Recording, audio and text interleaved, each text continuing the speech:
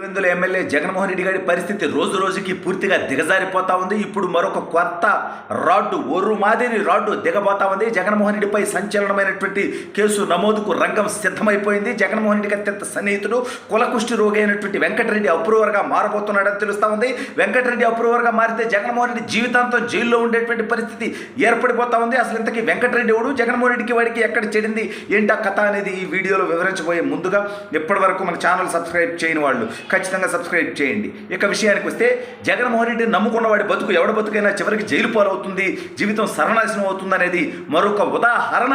ఇప్పుడు వాడు ముఖ్యమంత్రిగా ఉన్నప్పుడు చేసినటువంటి తప్పుడు పనులకి ఒక్కొక్కడు జైలు పాలవుతా ఉన్నాడు. ఆల్రెడీ 3 ఐపీఎస్ల జీవితాలు జైలు పాలయ్యాయి. అదేవిధంగా నందిగం సురేష్ గారు జైల్లో ఉన్నాడు. రేపో మాపో దేవినేని అవినేష్ దగ్గర నుంచి లేళ్ల అప్పిరెడ్డి దాకా, సజ్జల రామకృష్ణారెడ్డి దగ్గర నుంచి జోగి రమేష్ దాకా అందరి జీవితాలు బుగ్గిపాలు కాబోతా ఉన్నాయి. ఆల్రెడీ జోగి రమేష్ గారి కుమారుడు జైలు పాలవడం జరిగింది. అయితే ఇప్పుడు కొత్తగా మళ్ళీ మరొకరి వంతు మొదలైపోయింది. ఐఏఎస్లు గానో ఇతర రాష్ట్రాల నుంచి డిప్యూటేషన్లు గానో వచ్చినటువంటి దౌర్భాగ్యులు కొంతమంది, ధర్మారెడ్డి గారి దగ్గర నుంచి వెంకటరెడ్డి గారి దాకా అనేక మంది జగన్మోహన్ రెడ్డి వాడి కోసం, కులం కోసం, కుల పిచ్చి కోసం, మత గజ్జి కోసం అనేక తప్పుడు పనులు చేశారు.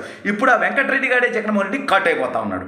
ఎందుకంటే జగన్ గారు తన అవసరానికి వాడుకుంటాడు తప్ప చివరికి వాడికి కష్టం వచ్చినప్పుడు నిలబడ్డనేది పచ్చి నిజం. అందుకే ఇప్పుడు గత 4 నెలలుగా వెంకటరెడ్డి అనేవాడు పరారీలో ఉన్నాడు. గనుల శాఖ ఏపీ ఎండీసీకి ఎండీగా చేసినటువంటి వ్యక్తి, గనుల శాఖ ఎండీగా చేసినటువంటి వెంకటరెడ్డి అనేటువంటి దౌర్భాగ్యుడు గత కొద్ది నెలలుగా పరారీలో ఉన్నాడు, దాక్కు ఉన్నాడు. అయితే ఆ సందర్భంలో వాడు జగన్మోహన్ రెడ్డికి ఫోన్ చేసి, నన్ను ఏదో విధంగా కాపాడు, లాయర్లను పెట్టు, నేను జైలుకు పోకుండా ఆపు, నా అరెస్టుని ఆపు అని అంటే నేనేం చేస్తాను, నాకే దిక్కులేదు, మా అవినాష్ రెడ్డి గారిని రేపో మాపో లోపలేస్తారని, ఆ తర్వాత నన్ను వేస్తారని, ఆ తర్వాత బాబాయ్ వేసేసినటువంటి కేసులు వెనకుండి అర్ధరాత్రి 3 గంటలకు ఫోన్లు మాట్లాడినందుకు భారతిరెడ్డి కూడా పోద్దని టాక్ వస్తుంది. నా బతికే నాకు అర్థం కావట్లా.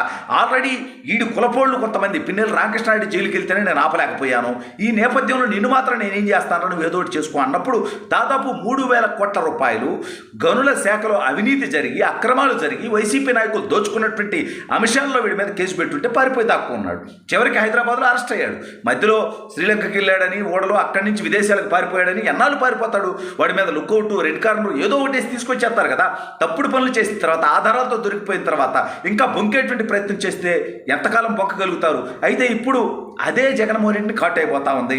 ఏదే వెంకటరెడ్డికి అయితే జగన్మోహన్ రెడ్డి హ్యాండ్ ఇచ్చాడో, నీకు నేనేం చేయలేనని చెప్పి చేతులు ఎత్తేసాడో, ఇప్పుడు ఆ వెంకటరెడ్డి అప్రూవర్గా మారి అసలు ఏ గనుల మీద, ఏ క్వారీల మీద, ఏ అంశాల మీద జగన్మోహన్ రెడ్డి ఎవరి కోసం చెబితే ఎక్కడ సంతకాలు పెట్టమంటే అక్కడ పెట్టినటువంటి జగన్మోహన్ రెడ్డి కులకుష్టి రోగి బానిస ఈ యొక్క వెంకటరెడ్డి అనేటువంటి దౌర్భాగ్యుడు. అధికారం జగన్మోహన్ రెడ్డికి శాశ్వతమని, రాబోయే 30 ఏళ్ళలోనే ముఖ్యమంత్రిగా ఉంటాడని వాడు చెప్పినటువంటి తప్పుడు పనులు చేసినా ఏ ఇబ్బంది రాదని నమ్మినటువంటి వాళ్ళలో వీళ్ళంతా కూడా ప్రథములు.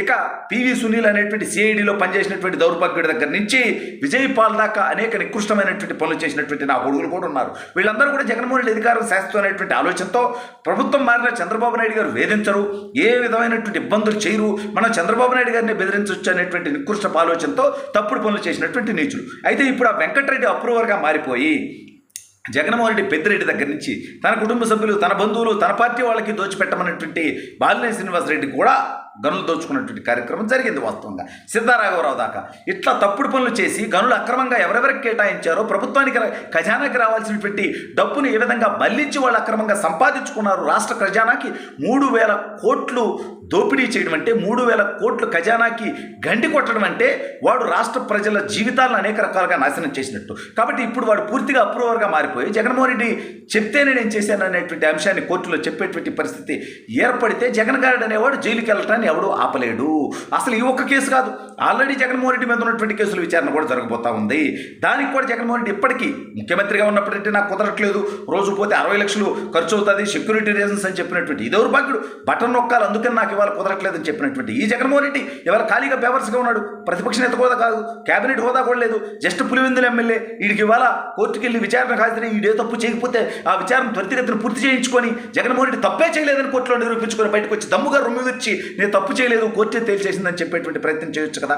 ఆ రోజు సొంత బాబాయిని చంపేసినటువంటి అవినాష్ రెడ్డిని సిబిఐ వాళ్ళు అరెస్ట్ చేయబోతా ఉంటే శాంతి భద్రతల సమస్య సృష్టించి వాళ్ళకి సహకరించకుండా అవినాష్ రెడ్డి వైపు నిలబడి అవినాష్ రెడ్డి తప్పుల్ని కాసినటువంటి ఈ దౌర్భాగ్యుడు ఇవాళ అవినాష్ రెడ్డిని అరెస్ట్ చేయాలనేటువంటి ప్రయత్నం సిబిఐ కూడా ఎందుకు చేయట్లేదు? మరి ఆ కేసులో కూడా వేగవంతం చేయాల్సినటువంటి అవసరం ఉంది. ఆల్రెడీ సునీతారెడ్డి దాని మీద హోంమంత్రి అనిత గారిని, అదేవిధంగా చంద్రబాబు నాయుడు గారిని కలిసి ఆ కేసు విచారణలో సహకరించమని చెప్పడం జరిగింది. ఈ కేసులన్నీ కూడా జగన్మోహన్ రెడ్డికి చుట్టుముట్టబోతా ఉన్నాయి. తెలుగుదేశం పార్టీ ఆఫీస్ మీద దాడి దగ్గర నుంచి, చంద్రబాబు నాయుడు గారి మీద ఇంటికి జోగి రమేష్ గారు దాడికి చేయాలడం దగ్గర నుంచి, చంద్రబాబు నాయుడు గారి మీద అక్రమ కేసు పెట్టడం దగ్గర నుంచి, రఘురామకృష్ణరాజు గారి మీద థర్డ్ డిగ్రీ ప్రయోగించడం దగ్గర నుంచి, రేపో మాపో నా మీద థర్డ్ డిగ్రీ ప్రయోగించినటువంటి అంశం కూడా నేను న్యాయ కోవిదులతో మాట్లాడుతూ ఉన్నాను, లాయర్లతో మాట్లాడుతూ ఉన్నాను.